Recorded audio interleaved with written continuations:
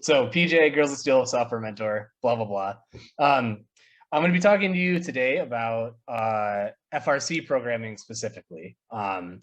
So last week, another mentor on our team, Sarah, gave a fantastic introduction to Java in general. So hopefully you're able to attend that. You don't necessarily have to have taken that or be super familiar with Java to understand, hopefully, some of the things that are going to be talked about here. But yeah, so the goal is to get you ready for the upcoming season writing software for your team. So some of the things that we're going to do today, I don't know if everybody already has the tools installed, but we'll take a little bit of time to set that up. Normally, if this was during the season, I would make sure that everybody is set up and ready to go, but maybe due to time, if something goes wrong during your setup, you might just have to follow along tonight. I can try to help you in DMs, but just so that we can keep the truck moving along, some of you might end up with an incomplete setup. So we'll set up our IDEs, and they come with other tools too, like the version of Java that first makes us use. And then I'll take you around and show you what IDEs do. So if you were present for Sarah's presentation, and maybe this is what you would do at school, you might just be typing in something that looks like a notepad, right? But IDEs offer a ton of power and a ton of help for us to make our lives a lot easier. So I'll give a quick couple of examples of the nice tooling that IDEs give us.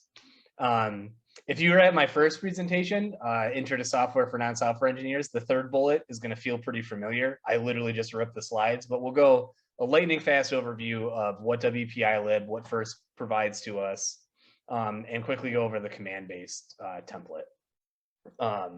So I should say that all of if you know what I'm talking about, the code lab that we're going to do today uses command-based template. There's other options out there, but that's what we're going to be doing our little writing code in today.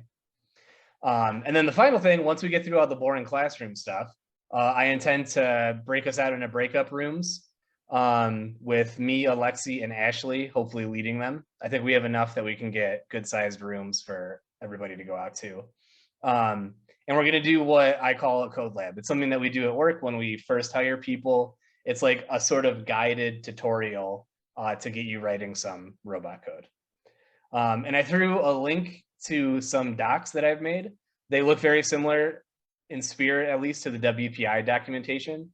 I say they're poorly written because, as Alexi and Ashley found out today, I put incorrect links and things in there. So use it with caution. I also didn't really spell check it, so we'll see. Point out anything wrong and let me know so I can update it for the future. Okay, so the first thing, can people like do the hand raisey thing if you already have these installed? Like if you're on your programming team last year, that might gauge the speed at which we do this. So 5 participants raised hand. When you share your screen on 2 desktops, we have 11 total. I'm set up, so that's 6. Well, we'll give a little bit of time. So everybody, no matter if you want to use Intellij or not, you should go through the process of installing at least the tools portion of VS Code. So since WPI provides VS Code as the default and only supported development environment for writing code in, so they actually have very, very good instructions on how to download it and set it up. But the basic idea is if you go click on that GitHub link from here, it should take you to WPI's repository, and then you can click down here for your operating system, and then follow along with the instructions over here.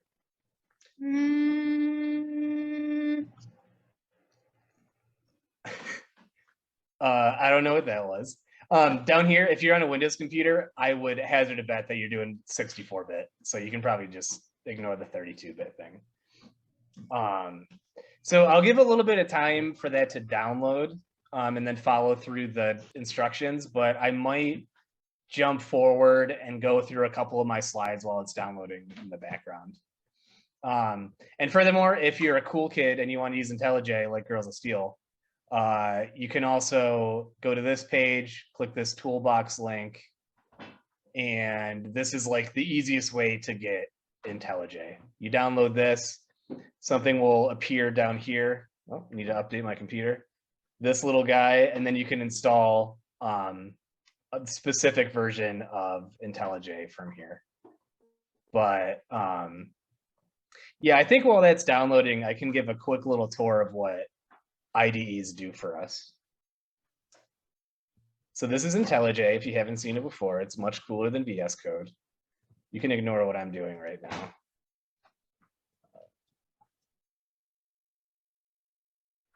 So if you use the REPL last week that Sarah gave an example of, you can type things just in here like you would on the website. But a nice thing that happens automatically is like, this is invalid Java, so it complains, and we can hover over it and see what the, oh, yep, I am. Thank you. This is Intellij, so we can type like we would normally in a text document here, right?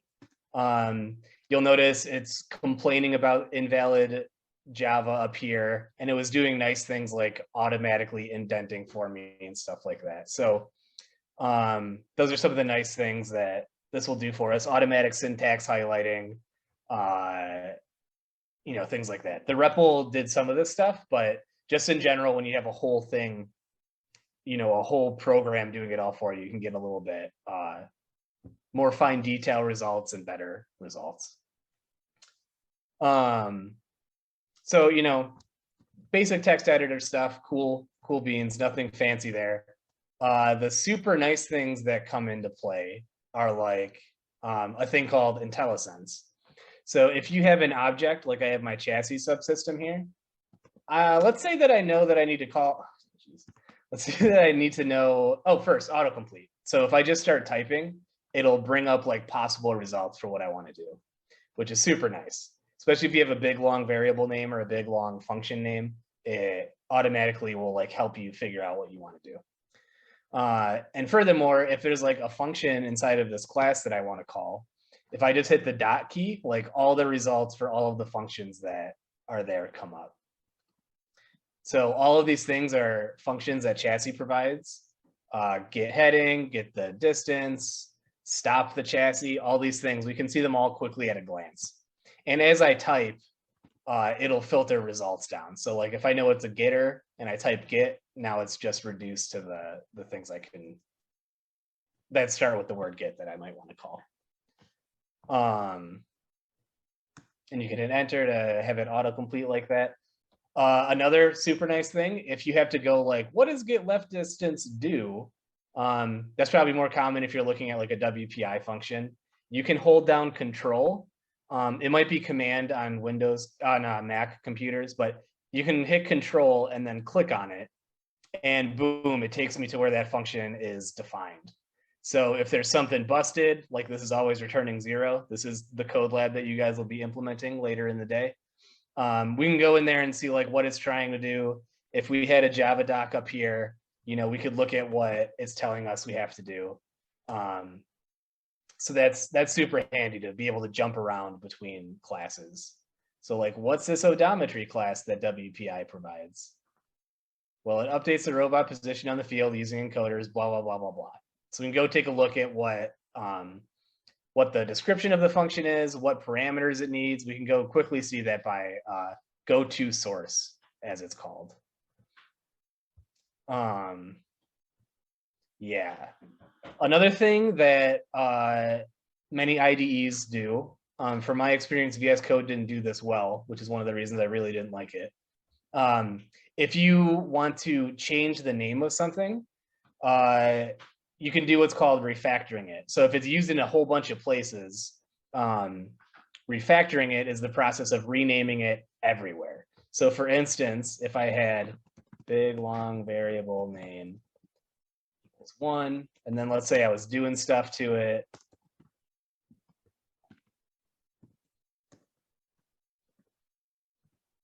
Why would you do that? this example doesn't really make sense why I would be doing something like this, but let's say that big long variable name is terrible and I wanted to change it. I can right click on it. I can go to refactor, rename, and it automatically changed it in all of the spots. So if you've got a bad variable name in a function, that works super nice to be able to handle that. It also works, it works on anything that you can rename. So like chassis subsystem here, if I wanted to rename that to like, for whatever reason, drivetrain subsystem. It also, Intellij at least will bring up prompts like, do you want to change this test name or whatever? But I can change it. I can do that refactoring thing here, and you'll see like this class changed somewhere in here. It's now doing drivetrain, right? So it just renamed it everywhere. So that's super handy. It's super laborious and boring and annoying if you would have to go to each instance of it and manually change it yourself. So that's one of my favorite things, because I make a lot of mistakes, is being able to refactor something and have it take place everywhere. Did I have other stuff to mention about that here? Well, for some other things, IDEs usually will come with like an integrated terminal. So if you had to do stuff from the command line, which I hope you students never have to do, if you see me open the command prompt on your computer, that means something's gone horribly, horribly wrong. But it comes with an integrated terminal. It comes with an integrated Git client. So you can see like all the files you've changed. You can do commits, pulls, and pushes from here, all that sort of stuff. Both VS Code and optionally Intellij come with plugins, so you can do FRC stuff. So I can like make a new command class that uses 2 subsystems, and it'll create the command for me, auto-populate a bunch of the monotonous stuff to type, things like that. And then you also have the ability to do stuff like, I want to simulate the robot.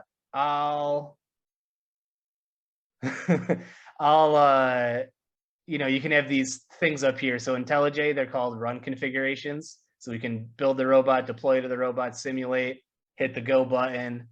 VS Code has a similar thing where there's like a little WPI guy up here, and you can click on that and simulate or deploy or build or what have you.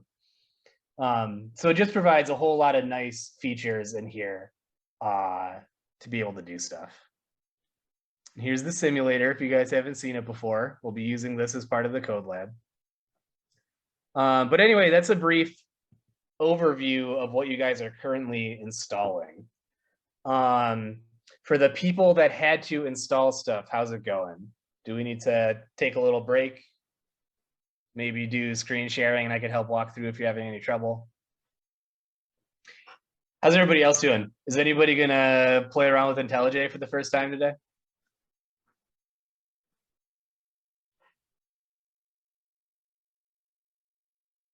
Two, I see.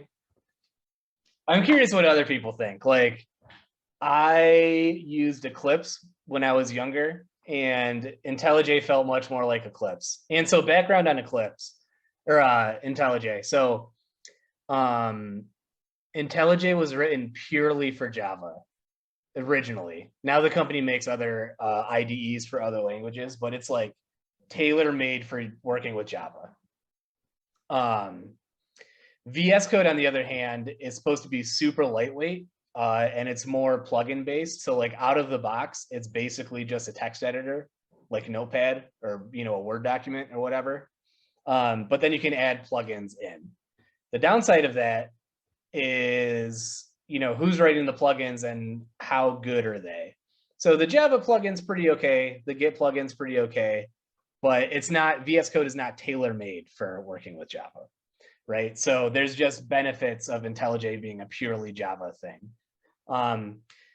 A fork of Intellij is also what's used for writing Android apps. So, very, very heavily used because Android Studio, you don't have to, but you virtually have to write Android apps using Android Studio. So, yeah, just a ton of reasons why I like it better.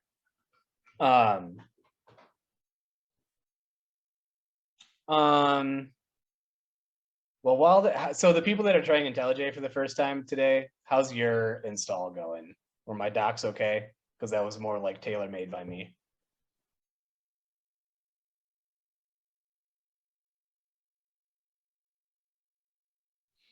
So if your team wanted to, they might be able to get a student license for Ultimate, but Community is the one that you want. Community is the free version that has like every feature that we would use during a season, and Ultimate is just for like super fancy things, and you have to pay for it.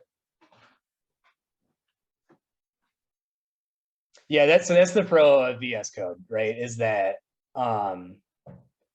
because it's basically a text editor, you can open anything in it. You can open C++ code, Python code. You can install the relevant plugins. It's like the perfect example of a jack of all trades is master to none, right? If you plan on pretty much only doing Java, like who cares if you can open a Python or a C++ file, right? And if you do, there's PyCharm for Python, CLine for C++. You got to have different editors, but like they're all tailor-made for one purpose.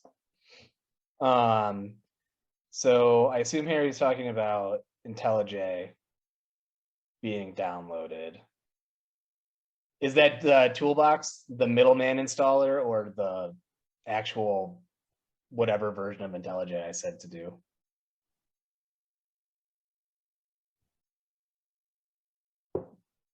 I think in any case, just keep chugging on that in the background. I'll move on to the next couple slides. Okay, so it's the first Saturday in January. You know, we get our kit of parts in our blue bins and whatever. And it's all mechanical things and speed controllers and, you know, what have you. There's also a software kit of parts. And mostly it's stuff you have to download like what we've been doing today. But there is tooling that FIRST provides to us. Worcester Polytechnic Institute, one of the professors there made this nice library called All WPILib. And basically it provides us with a bunch of interfaces for talking to motor controllers, reading from encoders, reading from gyros, reading from whatever kind of sensor, so that we don't have to worry about the super low level stuff. It makes it so that you can spin up and write basic functionality for a robot pretty quickly. And in addition to that, there's a way that you can install things to talk to third-party people. Like if you are a CTRE team that's using Talon FXs, there's a nice, easy way to pull in their libraries so that you can talk to all of their devices. Similarly for Rev, if you're using Spark Maxes, and if you're using a NavX from WPILibs, easy ways to install all of their libraries. So you get ways to interact with these things in a familiar way out of the box at kickoff. Part of WPILib is frameworks that make writing your robot code easier. So the big one that I think the vast majority of Java teams use, and we use on Girls of Steel, is called the command-based framework.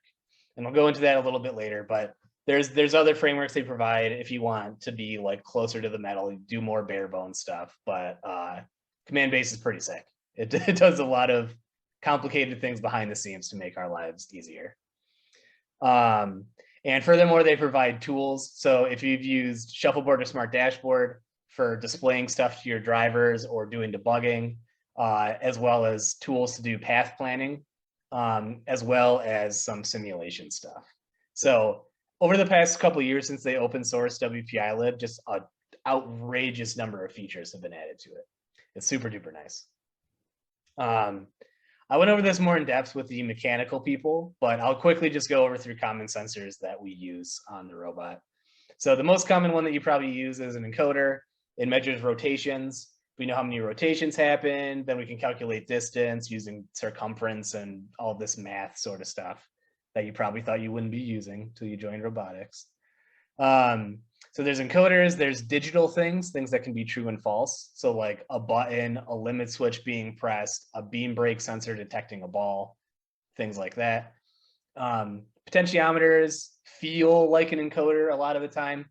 Encoders can spin all the way around. A lot of times potentiometers have a limited range. But sometimes your mechanism has a limited range. Like if you have an arm that does this, it only needs to do a quarter turn. You know, a turret might not have to go all the way 360. And the nice thing about a potentiometer is that it remembers where it was between power cycles. So I kind of glossed over that. An encoder is a relative sensor. So when you power the robot on, that's 0. So if your turret starts up crooked, it thinks that it's zeroed out when it's crooked. Nowadays, there's absolute encoders that do remember their position across power cycles. So if you guys had a swerve drive with your robot, you certainly used an absolute encoder so that it would boot in the right state. Yeah. Now there's also two things. There's a gyroscope, which measures angle change, and accelerometers that measure acceleration, as you might have guessed. I crossed them out because an IMU combines them. And because it does all this fancy math under the hood, it actually gets much better results. So if you can afford to buy a Pigeon IMU or a NavX IMU, I highly recommend that. Just because it results in a lot lower drift if you're trying to measure the yaw, the turning of your robot. And then another common thing is the limelight, which is like a cheat code for vision. It makes everything super easy to do. You just got to quickly tune it, and then you get beautiful results on how to find a target, at least a retroreflective target. Super easy to use. Now, there's other sensors, like we use a laser occasionally on girls. We use,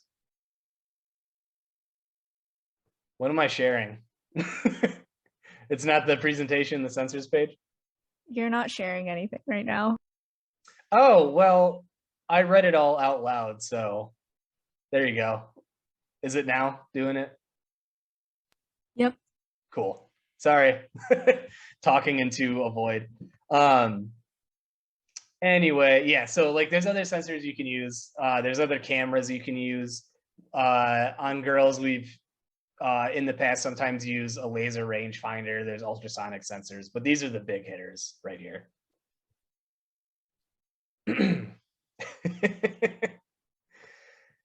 Just my beautiful, beautiful face. So the command-based framework, it's a super nice way to organize your code. And even before the framework came out, like I was sort of doing this anyway on my team, but it provides a lot of nice back-end support and functionality. So the general idea is sort of how the mechanical people on the team think. You break your robot down into subsystems. Generally, they match 1-for-1 with what the mechanical people do. So you have like a shooter subsystem, a drivetrain subsystem, etc. And you can sort of think of this like a noun. It's a thing on the robot. I can come back to the bullet point number 2 about instances where you might want to break it down more than the mechanical team does. But in general, you can think of it like whatever the mechanical team has a subsystem for, we should probably have a software subsystem for it as well. And then to interact with those subsystems, we use commands. So you can think of those as a verb. It's an action that you want to do. So like, I want to spin my shooter wheel at this RPM so I can shoot a ball. I want my conveyor to bring the ball up. Those can all be commands. And a super nice thing about the framework is that you can wire these together in complicated ways. So the most common example of that is writing in autonomous mode, where you do like step 1, step 2, step 3, step 4. You can wire those things in sequence. And then boom, you have a command that is in autonomous mode.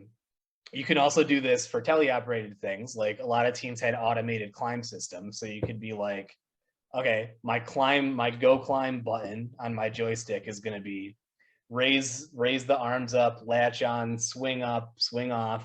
So you can run, you know, whatever 6 things you have to do in series, but then map one command to a joystick button. And the nice thing about the command-based framework is it's super easy to map stuff to a joystick button. So like when A is held down, spin my shooter wheel. When no button is pressed for the drivetrain, use the joysticks, the thumbsticks on the Xbox controller. So it makes it super easy to wire things together. So I can quickly go over some examples. This little terrible rendering of a robot is what our code lab is going to be doing today. So a little sneak peek. But so let's say we have a robot that has an elevator that can go up and down. That's the yellow guy. And it has a punch, like a pneumatic punch. So we can say that our first subsystem that we're going to make is our pneumatic subsystem, our pneumatic punch subsystem. So we have a subsystem, maybe we call it punch. It's going to own a solenoid. So it's going to own the pneumatic device that will trigger the thing to go in and out. And then maybe we make two commands for that, extend cylinder and retract cylinder. And then we can wire them up to our Xbox controller or whatever your team uses.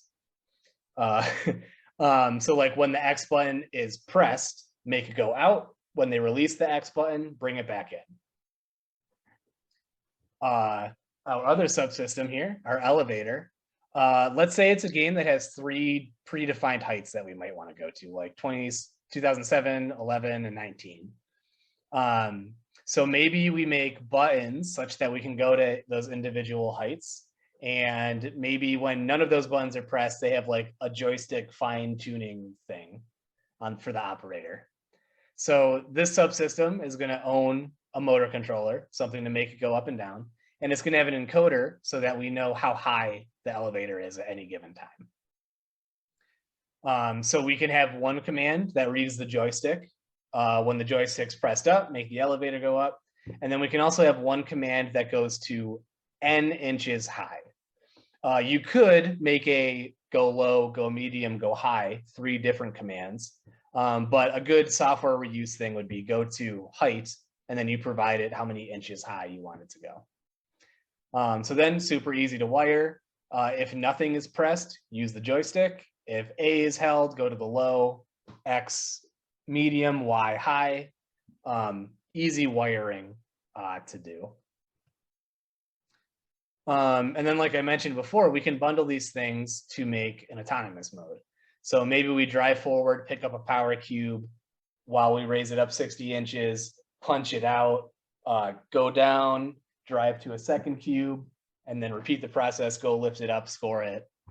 Cool, we can wire all these things in series. We can run parts of it in parallel to save some time. And then our wiring is just like, this is our autonomous mode. How we doing with installs? I'm getting close to the, yep, one more slide to go before we get to the code lab. So hopefully we'll go out into breakout rooms, I think, and hopefully at least somebody in the breakout room will be ready to be the person on the screen coding. How are we feeling?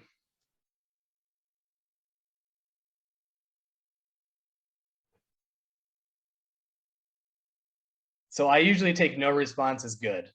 So if it's not good, please speak up. Okay. Yeah, so we'll go through the setup of the project together. So we'll get to that once I'm done with this. So we'll set it up, we'll open up our IDE, clone it, and then we can go to our breakout rooms to work on the project. So some questions that you might have, and I don't really have answers to any of these. If you've used command-based in the past, like if I have something that I want to do, should that logic live in the command or the subsystem? And to me, the answer is it depends.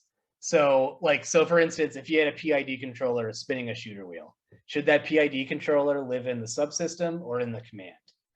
And my general rule of thumb is if I'm going to be doing PID from 2 different commands, rather than replicating that and making sure the gains are in sync, I would put the PID controller in the subsystem and make like a spin at RPM function that we can access.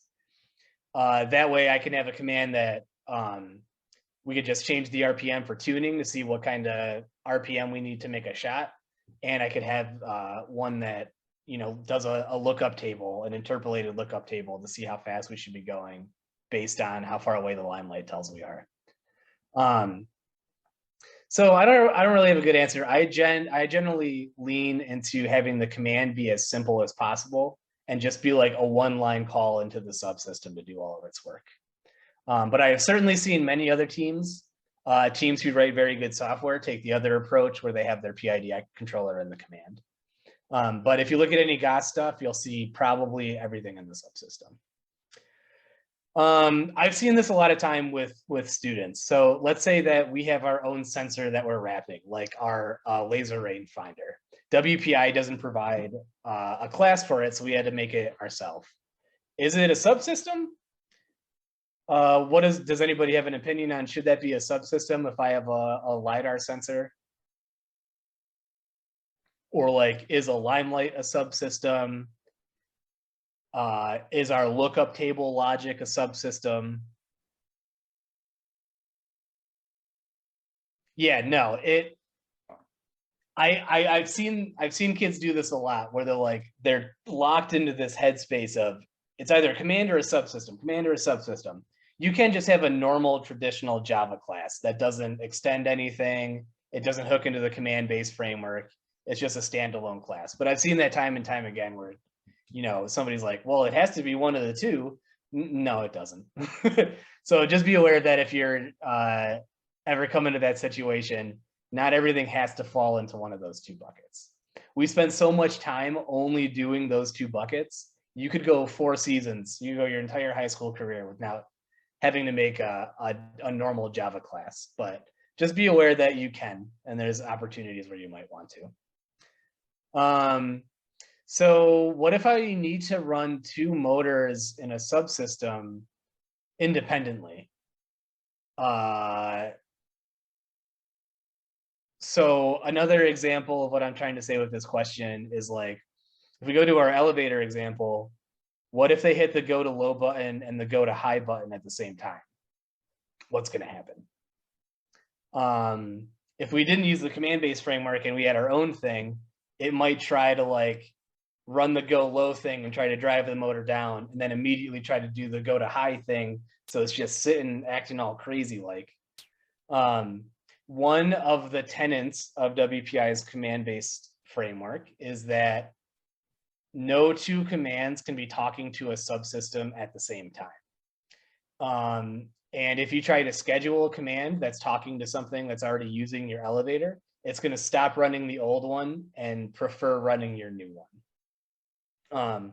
Which makes sense. You can't be having 2 things try to make the elevator go to a different height. But that goes back to the bullet point that I skipped before about why you might need to break your programming subsystem down further than your mechanical team does. We had to do this on GOS this year. We had a mechanical subteam that was responsible for our like ball hopper transfer thing. They worked as one team to do a horizontal and a vertical thing. But we on the software and the operator needed to be able to control those 2 things individually. Often at the same time to get the ball up, but sometimes run just the horizontal, sometimes run just the vertical. So what we had to do is break it up into 2 different subsystems, even though the mechanical people thought it was one. Because you can't really be talking to the same thing 2 different ways.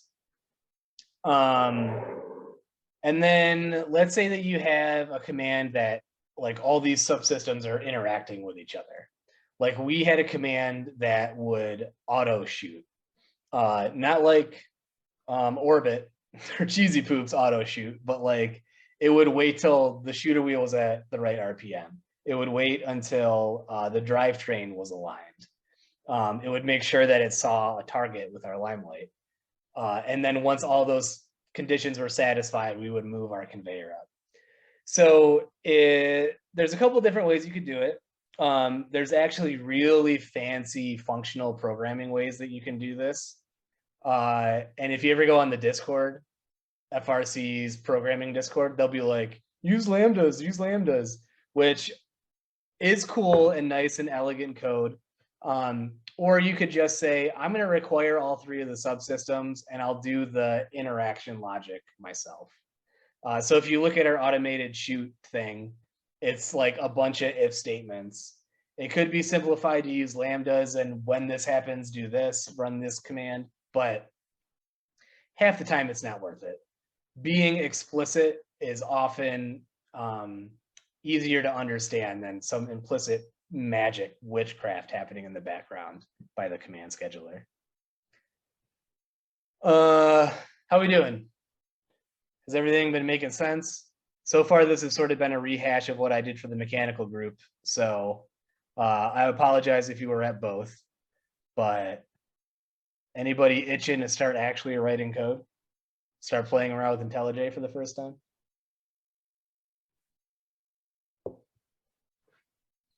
We could also take a break. Sarah was doing that periodically, taking like 5-10 minute breaks. All right, Tim, you're going to be the first one screen sharing.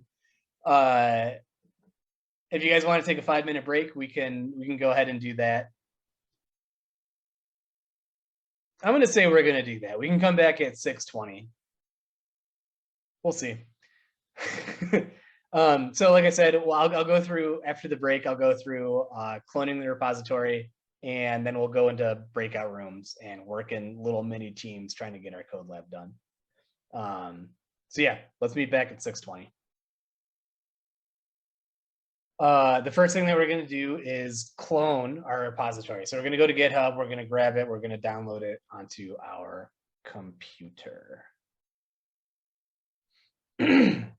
So luckily the docs exist still, so you can follow along with these even though we're not doing the code lab. So the first thing that we're going to do, I can send this link again. We're going to go to this website. Oh yeah, I'll screen share again.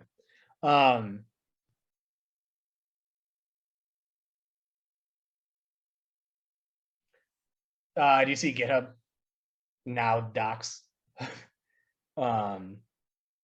So yeah, if you go to on the main docs page, if you go to Git, common Git actions, we can follow along with this. I put little GIFs in. So the first thing we're going to do is clone our repository. So I just sent a link out again to the WPILib intro. Actually, first, I guess you should boot your editor, whichever you're choosing to do. Because I already have Intellij installed, I can't really get to the naked state if you guys are just installing it for the first time. But if you try to open Intellij, you'll see something with this color scheme, maybe a couple of quick questions to answer, like, do you want to do dark theme or light theme?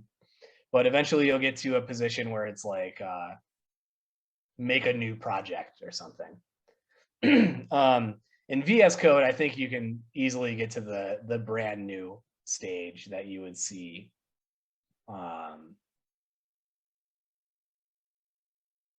here, where you're just basic splash page. So we'll pop that open, and once you get to that step, you can come over to the GitHub link that I sent out, click on this green button to clone, and you'll want to click on this guy here. PJ, you sent it just to me. Oh, word. My bad. Thank you, but I already got it. I think other people need it.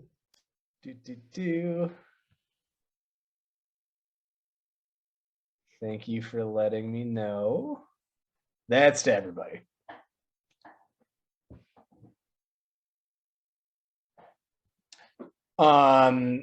Yes, click on code. It should say HTTPS.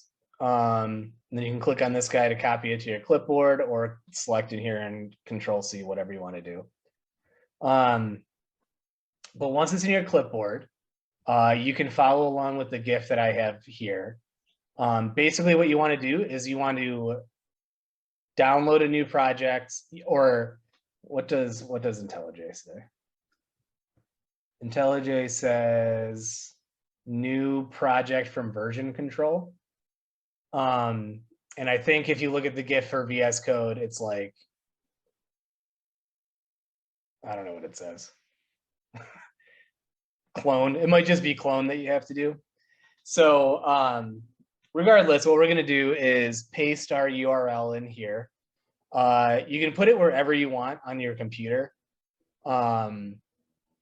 I recommend, what I have on my computer is a Git folder. I call it GitHub, but I recommend putting all your projects in a similar area, someplace that you remember. So if you have to go there in File Explorer for whatever the reason, you know where to navigate to. I think by default, Intellij will make like an idea projects folder.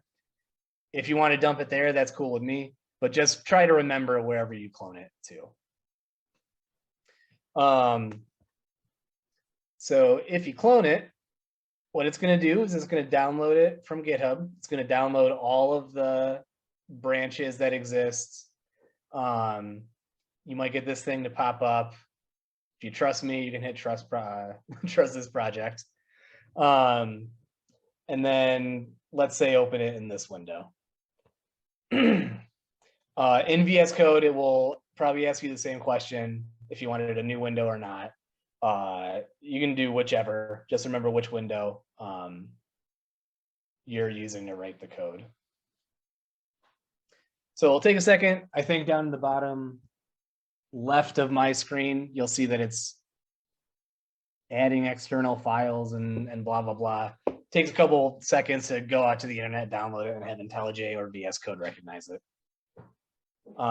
Is this working with everybody? Was everybody as far along as I assumed?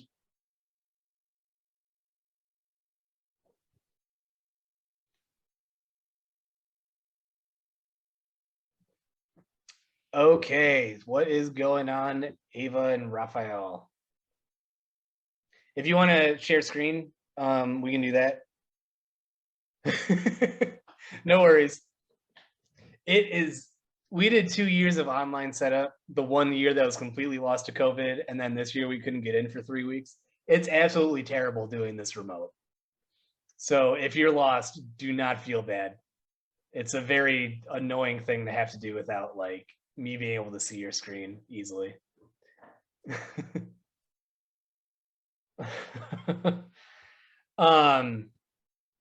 So Ava, it's okay if you use VS Code if you don't think you have Intellij installed. It's just going to look a little bit different, but you'll have all the same functionality. Catherine, what are you intending on using? I can boot up VS Code too.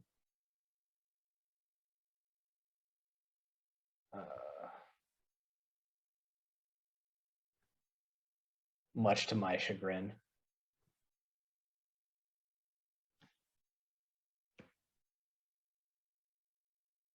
Did I share just a window or this screen that I'm using? Do you see VS Code now? I see VS Code. Okay, cool. So if you're using VS Code, if you already had one open, you can do new window. That'll get you to the blank splash page. If you're doing VS Code, you can do Control-Shift-P. You want to do git clone, and you can paste the URL in here. If you are doing Intellij, what you would do is new project from version control, and then paste the URL in here. If you just installed Intellij, it's going to look a little bit different, but this page, if I remember correctly, is more or less the same. You want, long story short, you want to create a new project from version control.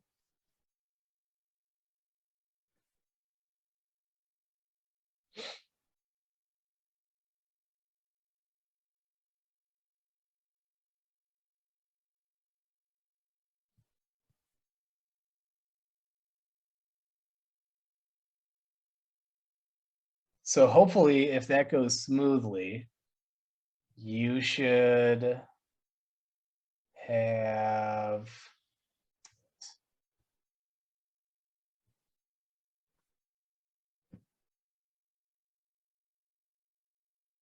I'll just close it again.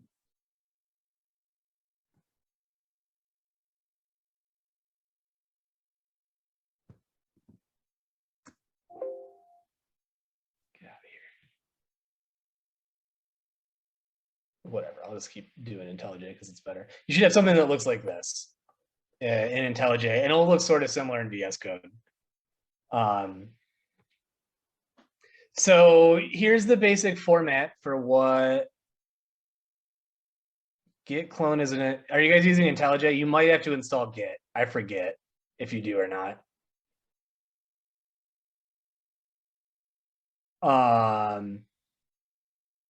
Yeah, move to VS Code.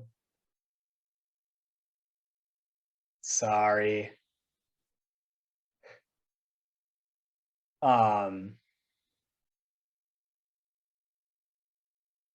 Yeah, so VS Code, I think, comes with Git already installed. I think Intellij wants you to install it natively so that it lives on your computer already. So if anybody wants to stay after and work through these annoyances, I'll definitely do that. But as long as we have enough critical mass to start doing the code lab, I kind of would like to truck on ahead.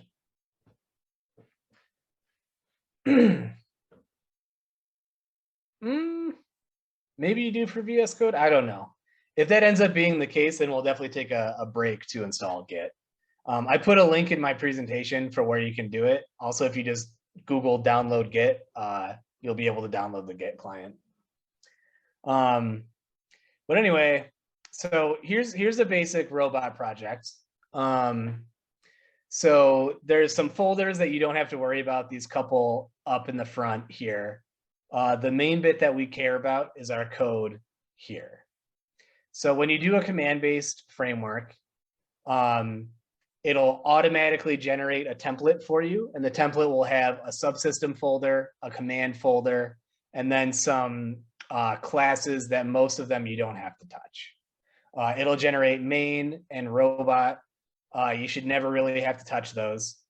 It'll generate a constants class that has nothing in it when you generate a new template. So I should take a step back. This code lab comes as a shell that has a bunch of stuff already written for you. So it's just focusing really on how we interact with WPILib objects. So like, it's already got the subsystems that we want. It already has the motor controllers and encoders that we want. We're just going to be filling in blanks down here. So normally, if you started from a brand new robot project, this file would be empty. But here we're listing out all of our port maps. So whenever we make a speed controller, it's got some ID, right? If it's a CAN device, it's something flashed onto the Spark Max or Talon FX itself. But if you use any digital sensors, if you look at the RoboRio, there's those little pins sticking out. Basically, we need to know whatever pin you stuck it into. So for instance, our solenoid is plugged into pin 0. Our limit switches on our elevator are plugged into digital ports 0 and 1. And our CAN devices have been flashed with these IDs so that the left side of the chassis have IDs 1 and 2. So normally this is stuff that you would do when you're making your new subsystems and whatever, but the main goal of this code lab is how to interact with stuff. So a lot of scaffolding's been put up so that we can just jump right into the fun bits and not worry about all this boring setup at the moment. So when you normally do a template, it gives you the subsystems folder. It makes an example command, which I deleted, and also an example subsystem command. But here we have all the stuff for the robot that we're going to be building, that we're going to be writing software for right now. So I did that refactoring example before and made a new command. So yours will be like chassis subsystem, but the idea is the same here, right? We have a chassis subsystem that has 4 motor controllers, 2 per side. This is a traditional skid steer tank drive. I need to remember to look at the chat when you guys are talking to me.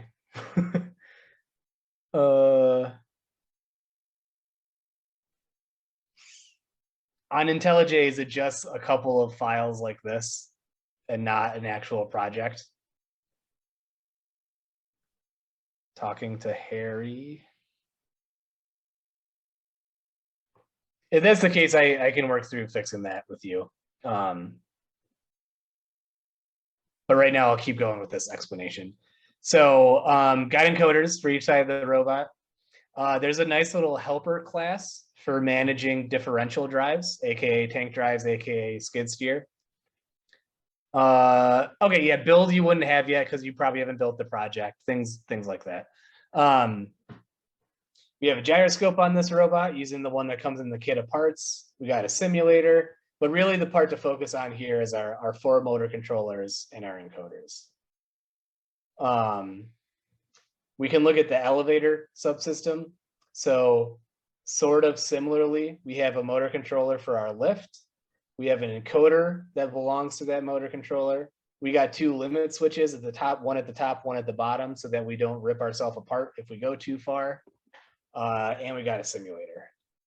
And then our little pneumatic subsystem, all he's got is just this one solenoid. And you can see that we give little accessors so that we can extend or retract our punch. So basically the whole idea of this code lab is to go through and implement all of these empty functions. So we have the shells. We just need to do the appropriate thing inside of these shells. Now, because when I made this over COVID, I went overboard. I actually made unit tests for all of these things. So once you implement a feature, you can run a test against it. And if you did it right, my definition of right, however I wrote the unit tests, you would see that the tests pass. Right now, they should all fail. But that can be a fun little way to see if your thing's working correctly. Of course, we can also simulate the robot. I think that I was mean and I did not make this. Once we get into breakout rooms, I can show you how to make a simulate thing here. But we can simulate the robot and similarly like press buttons on our keyboard and watch the robot drive or the elevator go up and down. But anyway, so the instructions and the recommended steps to go through are located on this Code Labs page. The simulator code lab, I'll blast that link out again. So basically going over the robot like I talked about, and here are the steps that I recommend that you go through. So we'll start with the punch subsystem, move on to the elevator, and we can run tests as we go. So I'll give you some hints if you've never done the programming before. Pretty much everything that we're doing for this code lab, we're either going to be setting something or getting something. So Sarah talked about encapsulation. I think we actually use the professional term encapsulation, but basically all of these things are private. All these member variables are private, right? So we don't want anybody outside of the class to be able to touch it. But inside of this extend thing, I want to be able to set a new state.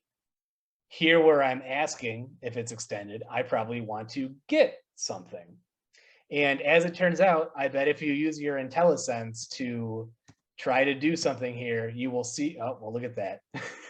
You will see setters and getters that should help you to try to do the task that you're supposed to be doing. So the first couple of things will be simple setters and getters. And then eventually I think we make some automated stuff, the like automated go to height, and we can actually make a little autonomous mode by the end of this.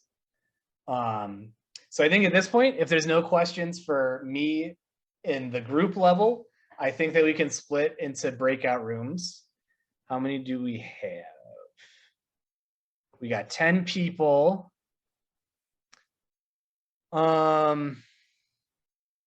We could do 3. I think at the beginning, I kind of want to bounce around. So I don't know if we should do 2 just for Alexia and Ashley to lead.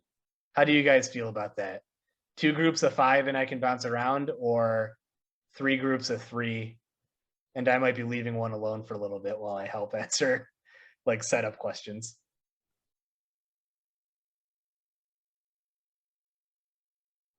I think either could work. I don't know. How do you feel, Ash? I don't like making decisions. God, me either. I had to make this whole thing.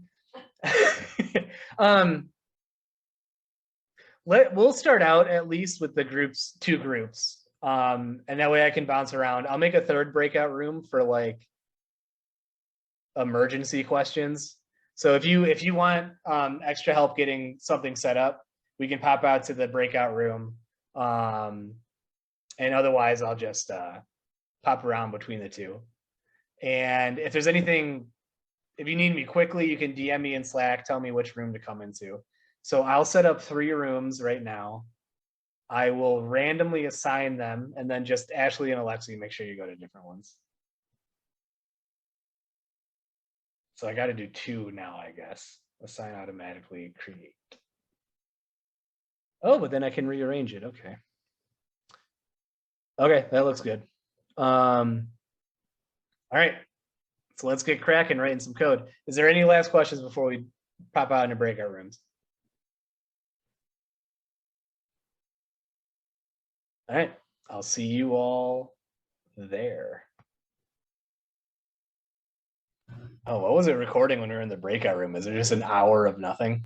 2 hours? It skips it. Yep. Oh, perfect. Okay, cool. Or it should. Unless people were in the main room.